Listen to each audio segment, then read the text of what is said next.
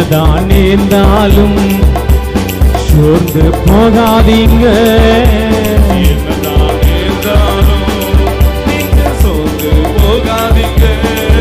நம்மை வழிநடத்தும் தேவன் நம்மோடு இருப்பதால் சந்தோஷமாயிருங்க. நம்மை வழிநடத்தும் தேவன் நம்மோடு இருப்பதால் சந்தோஷமாயிருங்க. சந்தோஷமாயிருங்க.